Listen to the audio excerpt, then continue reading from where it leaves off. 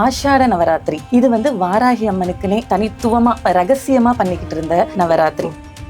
சோழர்களோட குலதெய்வமா அவங்க போருக்கு போறதுக்கு முன்னாடி வாராகி அம்மனை வணங்கிட்டு போனதா சரித்திர கதைகளே உண்டு. வாராக ரூபம் பன்றியோட சாயல்ல யானையோட தந்தத்தோட சிங்கம் புலி கூட அஞ்சக்கூடிய அளவுக்கு பலம் இருக்கு. நம்ம உண்மையான அன்போடையும் நேர்மையோடையும் இருக்கும்போது வாராகி கூப்பிட்ட குரலுக்கு ஓடி வருவாங்க.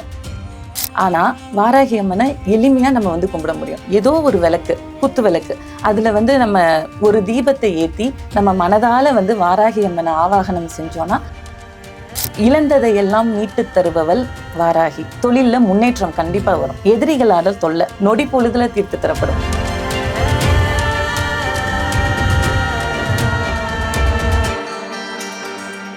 டிவைன் தமிழ் நேயர்களுக்கு வணக்கம். நான் உங்க சுஷீந்திரன். இன்னைக்கு நம்ம கூட இருக்கிற special guest astrologer Nithya Krishnan அவர்கள். வணக்கம் மேம். வணக்கம் சார். எப்படி இருக்கீங்க? நல்லா இருக்கேன். நீங்க எப்படி இருக்கீங்க? நல்லா இருக்கேன். ஆஷாட்ட நவராத்திரி, இதனால என்ன பலன்கள் கிடைக்கும்? ஏன் இந்த நவராத்திரியை இன்னும் ஸ்பெஷலா இந்த ஆடி மாசத்துல கொண்டாடுறாங்க? நவராத்திரி அப்படின்றது பார்த்தீங்கன்னா பொதுவாக அமாவாசைக்கு அப்புறம் வர பிரதம திதியிலிருந்து நவமி வரைக்கும் அந்த 9 நாட்களில் வந்து நடக்கும். சரிங்களா? ஆக்சுவலாக சொல்லப்போனால் 12 மாதங்களுக்குமே வந்து 12 நவராத்திரி உண்டு. ஆனால் இப்போ வந்து நமக்கு பிரசித்தியாக நமக்கு வந்து தெரிகிறது, மக்கள் கிட்ட வந்து பிரபலமாக இருக்கிறது அப்படின்னு சொல்லி பார்த்தீங்கன்னா வந்து அந்த புரட்டாசி மாதத்தில் கும்பிடக்கூடிய சாரதா நவராத்திரி அதுதான் தெரியும். ஆக்சுவலாக வந்து 4 நவராத்திரிகள் வந்து மிக முக்கியமாக கருதப்படுது. அது வந்து வசந்த நவராத்திரி அப்படின்னு சொல்லுவாங்க. வசந்த நவராத்திரி அப்படின்றது பார்த்தீங்கன்னா பங்குனி மாதத்துக்கு பிறகு வர அமாவாசையில இருந்து, சரிங்களா, அப்ப வந்து பூஜிக்கிறது. அது எதுக்கு அப்படின்னு சொல்லி பாத்தீங்கன்னா ஒரு புதிய தொடக்கத்துக்கும் ஒரு ஆன்மீக வளர்ச்சிக்கும் அது வந்து கொண்டாடுவாங்க. ஆஷாட நவராத்திரி அப்படின்றது வந்து ஆனி மாத அமாவாசைக்கு பிறகு. சரிங்களா? இது வந்து வாராகி அம்மனுக்குனே தனித்துவமா அவங்களோட வரத்தை பெறுறதுக்காகவே இந்த நவராத்திரி. அதுக்கடுத்து வந்து பாத்தீங்கன்னா சாரதா நவராத்திரி. அதுதான் நம்ம எல்லாருக்குமே தெரிஞ்ச புரட்டாசி மாதத்துல வர நவராத்திரி. துர்கா, லக்ஷ்மி, சரஸ்வதி எல்லாரையும் வந்து நம்ம பூஜிக்கிறதுக்காக. அதுக்கடுத்து வந்து மகா நவராத்திரி அப்படின்னு சொல்லுவாங்க. அது வந்து தை மாதத்துல, அதாவது வர அமாவாசைக்கு பிறகு வந்து கொண்டாடுறாங்க. இந்த 4 நவராத்திரியுமே வந்து சிறப்பு வாய்ந்தது. இந்த ஆஷாட நவராத்திரி அப்படின்னு சொல்லி பார்த்தீங்கன்னா ஏன் நிறைய பேருக்கு தெரியல அப்படின்னு சொல்லி பார்த்தா, இது வந்து தேவி உபாசகர்கள் மட்டுமே, அதாவது ரகசியமா பண்ணிக்கிட்டு இருந்த நவராத்திரி. அதாவது ஆஷாட நவராத்திரிக்கு இன்னொரு பேர் இருக்கு, குப்த நவராத்திரி அப்படின்னு சொல்லுவாங்க. குப்த அப்படின்னா ரகசியம். ரகசியமா அவங்க வந்து பண்ணிட்டு இருந்த நவராத்திரி தான் வந்து ஆஷாட நவராத்திரி. அது வராகி அம்மனுக்காக பண்றது. பிரபலம் ஆகலீங்களோ? இப்ப இருக்க காலகட்டத்துல சோசியல் மீடியானால இப்ப பல பேருக்கு தெரிய வருது. ஆனா முந்தைய காலகட்டத்துல இது வந்து ஒரு ரகசிய வழிபாடு தான். அதுனா குப்த நவராத்திரின்னு சொல்றதே அதன் காரணமா தான் அப்படின்னு சொல்லிட்டு சொல்லுவாங்க. இப்ப வந்து நம்ம புரட்டாசியில வர நவராத்திரி, சாரதா நவராத்திரி சொல்லும் போது பாத்தீங்கன்னா பயங்கர விமர்சையா பண்ணுவோம். எப்படி பண்ணுவோம்? இப்ப வந்து நிறைய விக்கிரகங்கள் வாங்குவோம். வருஷம் விக்கிரகம் வாங்குறதுக்கு அதற்கான ஆயத்தங்கள்லாம் வந்து நம்ம முன்னாடி இருந்தே பண்ண ஆரம்பிப்போம். வீட்டுக்கு வந்து நம்ம கூப்பிட்டு அவங்களுக்கு தாம்பாலம் வச்சு கொடுத்து இதெல்லாமே நம்ம பண்ணுவோமா, விமர்சையா பண்ணுவோம். இது வந்து விமர்சையா பண்ற நவராத்திரி இல்லை, எளிமையா நம்ம வீட்டுல நம்ம பண்ணிக்கிற மாதிரி ஒரு நவராத்திரி பூஜை. ரகசியமா பண்றதுக்கு காரணம் என்ன? அதாவது நமக்கு வந்து கந்திஷ்டி படக்கூடாது. அதே மாதிரி வாராகி அம்மன் வந்து நம்ம எதுக்காக வேண்டுவோம் அப்படின்னு சொல்லி பாத்தீங்கன்னா, நமக்கு இருக்கிற தடைகள், நம்ம குடும்பத்துல இருக்க கவலைகள் நமக்காக. அதாவது வாராகி அம்மன் தாய் யாரு அப்படின்னு சொல்லி பாத்தீங்கன்னா லலிதா பரமேஸ்வரியோட படைத்தளபதி. சப்த கன்னிமார்கள்ல ஒருத்தவங்க. படைத்தளபதினா என்ன? டிஃபென்ஸ். அப்ப நம்மளை பாதுகாத்துக்கிறதுக்காக தானே நம்ம செல்ஃபுக்காக, சரிங்களா, பண்றோம். சரிங்களா? அதுக்காக அந்த ஆஷாட நவராத்திரி கொண்டாடப்படுது. இப்ப சப்த கன்னிமார்கள்ல ஒருத்தவங்க, இவங்களோட அந்த ரூபம் பத்தி பார்க்கலாம். வாராக ரூபத்துல இருக்காங்க. சரிங்களா? வாராக ரூபம் அப்படின்றத பத்தி பார்க்கலாம். இப்ப வாராகம் அப்படின்றது என்னன்னு பாத்தீங்கன்னா காடு மலைகள்ல வாழக்கூடிய ஒரு விலங்கு. சரிங்களா? அதோட உருவம் எப்படி இருக்கு அப்படின்னு சொல்லி பாத்தீங்கன்னா பன்றியோட சாயல்ல யானையோட தந்தத்தோட. சரிங்களா? அது அந்த மாதிரி இருக்கும். ஆனா அதோட பலம் பாத்தீங்கன்னா சிங்கம் புலி கூட அஞ்சக்கூடிய அளவுக்கு பலம் இருக்கும். அது வந்து சிறப்பு என்ன அப்படின்னு சொல்லி பாத்தீங்கன்னா அந்த தந்தம் இதெல்லாம் இருக்குல்ல, என்ன சிறப்பு அப்படின்னா பூமியை அகலும். அதாவது பூமிக்குள்ள இருக்க கிழங்கு வகைகள், வேர் வகைகள் அதெல்லாம் வந்து பூமியை தோண்டி எடுக்கக்கூடிய தன்மை வந்து அந்த வாராகி இதுக்கு வந்து உண்டு. சரிங்களா? ஏன் நம்ம அந்த ரூபம் கொடுத்தோம் அப்படின்றத தான் சொல்ல வரேன். ஏன் அந்த ரூபம் அப்படின்னா, நம்ம வந்து வெளித்தோற்றத்துல நம்ம பார்க்கும்போது எல்லாருமே ஒரு பாசிட்டிவிட்டியோட தான் இருப்போம். ஆமா தானே? யாரும் நம்ம நெகட்டிவிட்டியை வந்து காமிக்க போறது கிடையாது. ஆனா நம்ம ஆள் மனசுல பாத்தீங்கன்னா கோபம், வஞ்சம், வன்மை, பொறாமை, போட்டின்னு எல்லாமே மண்டி இருக்கும். அப்ப அந்த ஆள் மனதுல இருக்கக்கூடிய தீய சக்திகளை தோண்டி எடுக்கக்கூடிய தன்மை வாராகி அம்மனுக்கு உண்டு. நம்மள வந்து ஒரு பியூரிஃபை பண்ற மாதிரி ஒரு தன்மை. அதற்காக தான் அந்த ரூபம். ஓகே. மற்ற அம்மனை வழிபாடு செய்யறதுக்கும் வாராகி அம்மனை வழிபாடு செய்யறதுக்கும் நிறைய டிஃப்ரென்ஸ் இருக்குன்னு நான் கேள்விப்பட்டிருக்கேன். அண்ட் அவ்வளோ சீக்கிரம் வாராகி அம்மனோட அருள் வந்து நம்மளுக்கு கிடைச்சிடாது, அதுக்கு நம்ம இந்த முறைகள் எல்லாம் ஃபாலோ பண்ணணுன்ற மாதிரி கேள்விப்பட்டிருக்கேன். உண்மையா மேம்? உண்மைதான். இப்ப வந்து வாராகி அம்மன் இப்ப வந்து நம்ம பாக்குறோம்னு வச்சுக்கோங்களேன். இப்ப வந்து நான் என்ன சொன்னேன், லலிதா பரமேஸ்வரியோட டிஃபென்ஸ்.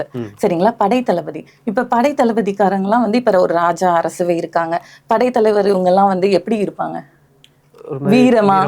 அவங்க கிட்ட நெருங்கவே நம்ம பயப்படுவோமா? எதுக்கு அவங்க கட்டுப்படுவாங்க? உண்மையாவும் நேர்மையாவும் இருக்கும் போது கட்டுப்படுவாங்க. நம்ம உண்மையான அன்போடையும் நேர்மையோடையும் இருக்கும் போது வாராகி கூப்பிட்ட குரலுக்கு ஓடி வருவாங்க. ஏன் இந்த ஆடி மாசத்துல இந்த நவராத்திரி சிறப்பா கொண்டாடப்படும்? இந்த நவராத்திரி ஏன் ஆடி மாசத்துல கொண்டாடுறோம் அப்படின்னு சொன்னா, ஆடி மாசம் எதுக்கு சிறப்பு? நம்ம வந்து ஆடி மாசத்துல விவசாயிகள் வந்து விதை போடுவாங்களா, அதற்கான சிறப்பு. நான் வந்து இவங்களை என்ன சொல்லியிருந்தேன், சப்த கன்னிமார்கள்ல ஒருத்தவங்க, கிராம தேவதை. சரிங்களா? இப்ப வந்து எல்லா கோயில்லையுமே நீங்க பார்க்க முடியும். ஆனா கிராமப்புறங்கள்ல பாத்தீங்கன்னு வச்சுக்கோங்களேன், ஒரு 7 செங்கலை வச்சு கூட கும்பிடுவாங்க. அதாவது இப்ப நம்ம வந்து தெய்வத்துக்கிட்ட போனா நம்ம என்னெல்லாம் வேண்டுறோம், எனக்கு அது வேணும், இது வேணும், அப்படி வேணும், இப்படி வேணும்னு கேட்கிறோம். ஆனா விவசாயி வந்து என்ன கேட்பாங்க, மாதம் மும்மாரி மழை பெய்யணும், பட்டி பெருகணும், பால் பொங்கணும்னு சொல்லுவாங்க. சரிங்களா? அதாவது உலக சேமத்துக்காக வேண்டுவாங்க. அப்படி வேண்டதுக்காக, அதாவது இப்ப அவங்க விதைக்க போறாங்கன்னா பூமாதேவிய உழுவாங்களா, அப்ப பூமாதேவிய கஷ்டப்படுத்துறாங்க. அதனால பூமாதேவிக்கு ஒரு மன்னிப்பு சொல்லிட்டு, வாராகி அம்மன் கிட்ட எனக்கு துணையாவாமா, இந்த நேரத்துல வந்து நான் எந்த உயிரினங்களையும் இது பண்ணக்கூடாது, எந்த விஷ ஜந்துக்களும் என்ன தாக்கக்கூடாது, நிலம் வந்து செழிப்பா இருக்கணும், பயிர்கள் நல்லா விளையணும் அப்படின்னு சொல்லி கேட்டு அதுக்காக வழிபடுவாங்க. அதே மாதிரி நீங்க பாத்தீங்கன்னா வாராகி அம்மனோட கையில வந்து ஏற்கலப்பை இருக்கும். விவசாயிகளுக்காக உரிய தெய்வம். அதே மாதிரி தானிய பிரியை அப்படின்ற பேரும் உண்டு. இப்போ இந்த ஆஷாட நவராத்திரியில வந்து அந்த 9 நாட்கள்ல என்னென்ன விஷயங்கள் பண்ணா நம்ம வாழ்க்கையே மாறும்? இந்த வாட்டி வந்து பாத்தீங்கன்னு வச்சுக்கோங்களேன், ஆஷாட நவராத்திரி ஜூலை 15ஆம் தேதி தொடங்குது. சரிங்களா? அமாவாசைக்கு பிறகு ஜூலை 15 தொடங்கி ஜூலை 23 வரைக்கும் இருக்கு. இப்ப வந்து பூஜை முறைகள் என்ன அப்படின்னு சொல்லிட்டு பார்த்துடலாம். இப்ப வந்து பூஜை பண்றோம் அப்படின்னு சொல்லி பாத்தீங்கன்னா, எல்லாரும் வீட்லயுமே எளிமையா பண்ணக்கூடிய பூஜை தான். இப்ப பூஜைக்கு வந்து நம்ம தேவைப்படும் போது எல்லார் வீட்லயுமே வாராகி அம்மன் விக்கிரகம் இருக்குமா அப்படின்னு சொல்லி கேட்டீங்கன்னா வாய்ப்பு இல்லை. அதே மாதிரி படம் இருக்குமா அப்படின்னு சொல்லிட்டு பார்த்தாலும் இருக்காது. ஆனா வாராகி அம்மனை எளிமையா நம்ம வந்து கும்பிட முடியும். ஒரு மண்ணகல் இல்லையா, ஏதோ ஒரு விளக்கு, குத்து விளக்கு, அதுல வந்து நம்ம ஒரு தீபத்தை ஏத்தி நம்ம மனதால வந்து வாராகி அம்மனை ஆவாகனம் செஞ்சோம்னா அந்த இடத்துல அந்த தீபத்துல வந்து வாராகி அம்மன் அருள் புரிவாங்க. அதனால நம்ம பெருசா பண்ணணும்னு இல்லை. இப்ப வந்து ஜூலை 15 இருந்து வருதுன்னு சொல்லியிருக்கேன். அப்போ வந்து முத நாள் வந்து வீட்டெல்லாம் சுத்தம் செஞ்சுட்டு, என்ன சொல்றது, அம்மனோட படம் இருந்ததுன்னா படத்தை தொடச்சு சந்தன குங்குமம் வச்சுட்டு, அம்பாள் சிலையா இருந்தா சிலையெல்லாம் சுத்தம் செஞ்சுட்டு, எப்படியும் அமாவாசை வருது, அதுக்கு முத நாள் நம்ம இதெல்லாம் பண்ணதான் போறோம். அதை வந்து ரொம்ப சுத்தமா வச்சுட்டு, ஏன்னா சுத்தம் மிக மிக முக்கியம். ஏன்னா வந்து நம்ம போறது வந்து ஒரு படைத்தலைவி கிட்ட. சரிங்களா? அதனால வந்து பயங்கர நம்ம டிசிப்ளின்டா இருக்கும்போது நமக்கு பிரச்சனை இல்லை அப்படின்ற மாதிரி. Okay ma'am. அந்த 9 நாட்கள்ல முதல் நாள்ல இருந்து நம்ம என்னென்ன விஷயங்கள் பண்ணலாம்? முதல் நாள் வந்து இப்ப வந்து சில பேர் கலசம் வச்சு வழிபடுவாங்க. இப்ப கலசம் வச்சு வழிபடுறீங்கன்னா கலசத்தை வச்சுட்டு அதை வந்து கலசத்துல மனதால அம்மனை வந்து அதுல ஆவாகனம் செஞ்சுட்டு பூஜையை தொடங்கலாம். 2ஆம் நாள் பாத்தீங்கன்னா நமக்கு வந்து என்ன பண்ணலாம் அப்படின்னு சொல்லி பாத்தீங்கன்னா, ஒரு மஞ்சள் அலங்காரம், ஒவ்வொரு நாள் ஒவ்வொரு அலங்காரத்துல வந்து நம்ம அம்பனை வந்து வழிபடலாம். சரிங்களா? மஞ்சளால ஒரு நாள் பூஜிக்கலாம், குங்குமத்தால ஒரு நாள் பூஜிக்கலாம், சந்தனத்தால ஒரு நாள் பூஜிக்கலாம், மலர்களால அர்ச்சிக்கலாம். இந்த மாதிரி வந்து ஒவ்வொரு நாள் நம்மளே வந்து நம்ம சௌகரியத்துக்கு வந்து என்னென்ன நம்ம கிட்ட இருக்கோ அந்த மாதிரி பண்ணிட்டு அபிஷேகம், ஆராதனை இதெல்லாம் வந்து சிலை இருக்கிறவங்க செஞ்சுக்கலாம். அப்படி இல்லாதவங்க அந்த விளக்க வச்சு நம்ம பூஜை செஞ்சுக்கலாம். சரிங்களா? இப்ப 2ஆம் நாள் நம்ம கும்பிடும் போது நம்ம என்ன வேண்டிப்போம் அப்படின்னு சொல்லி பாத்தீங்கன்னா, மன உறுதியும் ஆன்மீக வளர்ச்சிக்குமான நாள். இதே வந்து 3ஆவது நாள் அப்படின்னா நம்ம பயத்தை நீக்கக்கூடிய நாள். 4வது நாள் பார்த்தீங்கன்னா நம்ம குழந்தைகளோட கல்வியில சிறக்கணும். இப்ப நிறைய குழந்தைங்க வந்து நல்லா படிக்கணும் அப்படின்னு சொல்லிட்டு இருப்பாங்க, நல்லா பேசணும்னு இருப்பாங்க. அவங்கெல்லாம் வந்து 4வது நாள். இப்ப 5வது நாள் வந்து பாத்தீங்கன்னு வச்சுக்கோங்களேன், திருமண தடையா இருக்கும், திருமண தடை நீங்கணும், குடும்ப வாழ்க்கை சிறக்கணும் அப்படின்றவங்க 5வது நாள். இப்ப 6வது நாள் வந்து பாத்தீங்கன்னு வச்சுக்கோங்களேன், எதிரிகளோட தொல்லை இருக்கலாம், இல்ல கடன் சார்ந்த பிரச்சனைகள் இருக்கலாம், அதெல்லாம் தீரணும்னு 6வது நாள். 7வது நாள் பாத்தீங்கன்னா நம்ம கிட்ட இருக்கிற எல்லா காரியங்களுமே வெற்றி அடையணும் அப்படின்னு சொல்லிட்டு. 8வது நாள் வந்து நம்ம வந்து எந்த இது செஞ்சாலுமே தடைகளை விலக்கி கொடு, எனக்கு துணையா இரு அப்படின்னு சொல்லிட்டு கேட்குற நாள். 9வது நாள் வந்து இத்தனை நாள் வந்து நம்ம இருந்ததுக்கு அம்பாளுக்கு நன்றி செலுத்தி முடிச்சுக்கலாம். ஓகே, இந்த 9 நாளும் நம்ம கரெக்டாக ஃபாலோ பண்ணி வந்துட்டா நம்மளுக்கு என்ன மாதிரி மாற்றங்கள் நம்ம பார்க்கலாம்? கண்டிப்பா ஒரு நல்ல மாற்றத்தை தருவாங்க. நம்ம லைஃப்ல நம்ம என்னெல்லாம் நம்ம வந்து கேட்கணும்னு நினைப்போம். இழந்ததை எல்லாம் மீட்டு தருபவள் வாராகி. சரிங்களா? மரியாதை இழந்துச்சா நியாயமான விதத்துல, இப்ப வந்து நான் வந்து இவ்வளோ இதுவா இருந்தேன், அநியாயமா வந்து என்னை இவ்வளோ பண்ணிட்டாங்க அப்படின்னு சொல்லி நம்ம பக்கம் நியாயம் இருக்கும் பட்சத்தில் மரியாதை, இழந்த மரியாதை திரும்ப கிடைக்கும். தொழில்ல வந்து ஏமாத்திட்டாங்க, தொழில்ல வந்து வீழ்ச்சியை சந்திச்சிட்டீங்க, தொழில்ல முன்னேற்றம் கண்டிப்பா வரும். எதிரிகளால தொல்லை, நான் ஒண்ணுமே பண்ணலமா, ஆனா எனக்கு வந்து எப்ப பாரு போராம பிடிச்சு எனக்கு வந்து எதிரியா வந்து நிக்கிறாங்க, என்ன பண்றது அப்படின்னா அங்க சரணாகதி அரைஞ்சிங்கன்னா கண்டிப்பா வந்து பிரச்சனை வந்து நொடி பொழுதுல தீர்த்து தரப்படும். வாராகி அம்மன் வந்து பாத்தீங்கன்னா இப்ப புதுசா வந்தவங்க கிடையாது, சோழர் காலத்துல இருந்தே வந்து கும்பிடக்கூடியவங்க. சோழர்களோட குலதெய்வமா அவங்க போருக்கு போறதுக்கு முன்னாடி வாராகி அம்மனை வணங்கிட்டு போனதா சரித்திர கதைகளே உண்டு. இப்பவும் பாத்தீங்கன்னா தஞ்சை பெரிய கோயில்ல பாத்தீங்கன்னா வாராகி அம்மனுக்குன்னு தனி சன்னதி இருக்கு. இந்த ஆஷாட நவராத்திரி தஞ்சை பெரிய கோயில்ல வெகு வெகு விமர்சையா கொண்டாடப்படும். ஒவ்வொரு நாளும் ஒவ்வொரு அலங்காரத்துல காய் கனி என்ன சொல்றது, பூ சந்தனம் மஞ்சள்னு ஒவ்வொரு நாளும் அம்மனோட அலங்காரத்தை பார்க்க காண கண்கூடி வேண்டும். ஓகே, அப்ப வாராகி அம்மனோட முக்கியமான ஆலயமே வந்து அங்கதான் இருக்கு. அங்க தனியா ஒரு சன்னதியே இருந்து, அதுவும் முக்கியமான ஆலயங்களில் அதுவும் ஒன்று. அப்ப எந்தெந்த ஆலயத்துலாம் போனா இன்னும் நல்லது? எல்லா கோயில்லையுமே இருக்காங்க. அதுதான் சொல்றேனே, சப்த கன்னிமார்கள்ல, அதாவது இப்ப வந்து ஒரு படை தளபதின்னு நம்ம சொல்றோம்னா எல்லா இடத்துலயுமே கண்ட்ரோல் இருக்குல்ல.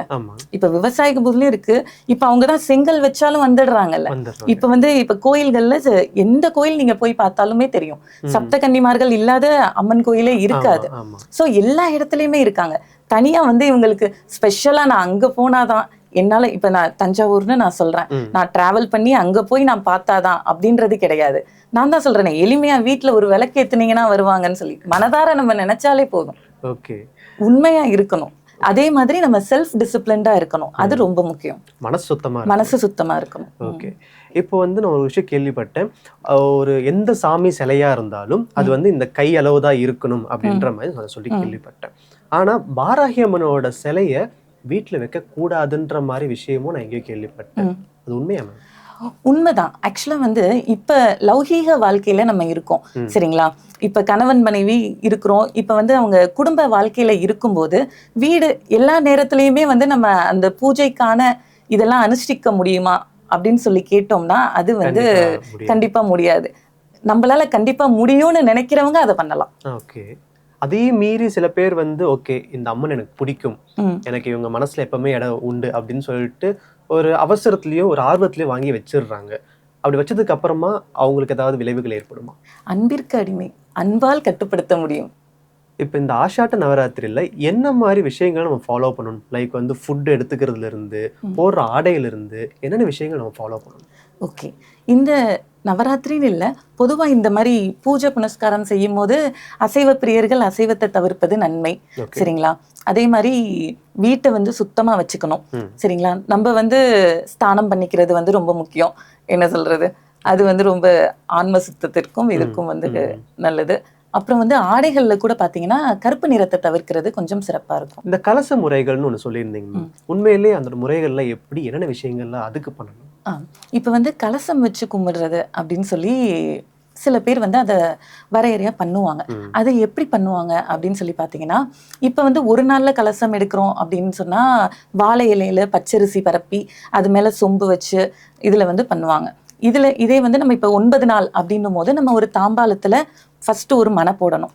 மனை போட்டுட்டு அந்த மனையை வந்து மஞ்சள் ஆல நல்லா இது பண்ணி அதில் வந்து குங்குமம் இதெல்லாம் இட்டு கோலம் போட்டு அதுக்கு மேலே வந்து தாம்பாள தட்டு வச்சு பச்சரிசி பரப்பி அதன் மேலே வந்து இந்த கலச சொம்பை வைக்கணும். சரிங்களா? இந்த கலச சொம்புன்றது நம்மளோட சௌகரியத்தை பொறுத்தது. வசதி வாய்ப்பு இருக்கவங்க வெள்ளியில வைப்பாங்க, அப்படி இல்லைன்னா எதில் வச்சாலுமே ஓகே தான். வெங்கலத்தில் வச்சுட்டு பிளாஸ்டிக் இதை அவாய்ட் பண்ணிக்கலாம், அது ஜென்ரல் இது. அதில் வந்து வச்சுட்டு அதில் வந்து தீர்த்தம், இப்போ வந்து நம்ம கிட்ட கங்கா தீர்த்தம் இருக்குது அப்படின்னு சொன்னால் நம்ம கங்கா தீர்த்தமும் யூஸ் பண்ணிக்கலாம். நார்மலாக ஒரு ஜலம் வச்சுட்டு அதில் வந்து நம்ம வாசனை திரவியங்கள் அப்படின்னு சொல்லக்கூடிய பச்சை கற்பூரம், ஏலக்காய், கிராம்பு, அது ஜவ்வாது, அப்புறம் வந்து மஞ்சத்தூள், குங்குமம், எலும்புச்சை, இந்த மாதிரி அம்பாளுக்கு உகந்த பொருட்கள் அதெல்லாம் போட்டுட்டு அது மேலே வந்து மாவிலை பரப்பி அதற்கு மேலே ஒரு தேங்காய் வச்சு அந்த தேங்காய்க்கு மஞ்சளால் அலங்காரம் செஞ்சு குங்குமம் இட்டு அதை வழிபடுறது தான் வந்து கலச முறை அப்படின்னு சொல்லுவாங்க. ஏன் நம்ம வந்து வாசனை திரவியங்கள் போடுறோம் அப்படின்னு சொல்லி பார்த்தோம்னா, இப்போ வந்து பொதுவாகவே இறை சக்தி அப்படின்றது நம்ம வந்து என்ன பண்ணுறோம், இப்போ நிறைய பேர் கேட்குறாங்க நீ பார்த்துருக்கியா அப்படின்னு சொல்லிட்டு கேட்பாங்க. இது வந்து பியூர்லி வைப்ரேஷன். ஆமா தானே, நம்ம அதை உணர முடியும். அப்போ வந்து நான் இதில் ஏன் வாசனை திரவியங்கள் போட சொல்கிறேன் அப்படின்னா, வாசனை திரவியங்களை நம்மளால உணர முடியும். அது ஒரு நமக்கு ஒரு பாசிட்டிவ். இப்போ நம்மளே வரோம் ஒரு பெர்ஃப்யூம் போடுறோம்னா என்ன இது, அது அந்த அட்மாஸ்பியரையும் நம்மளோட ஃபீலையும் ஒரு பாசிட்டிவ் சைடில் கொண்டு போகும். ஸோ அதற்காக தான் அந்த வாசனை இதை போட்டு நம்ம வந்து அம்பால ஆவாகனம் செய்யறது. ஆஷாட நவராத்திரி பற்றியும் வராகி அம்மனோட வழிபாடுகளை பற்றியும் ரொம்ப அழகாக நிறைய விஷயம் சொன்னீங்க. ரொம்ப நன்றி. நன்றி.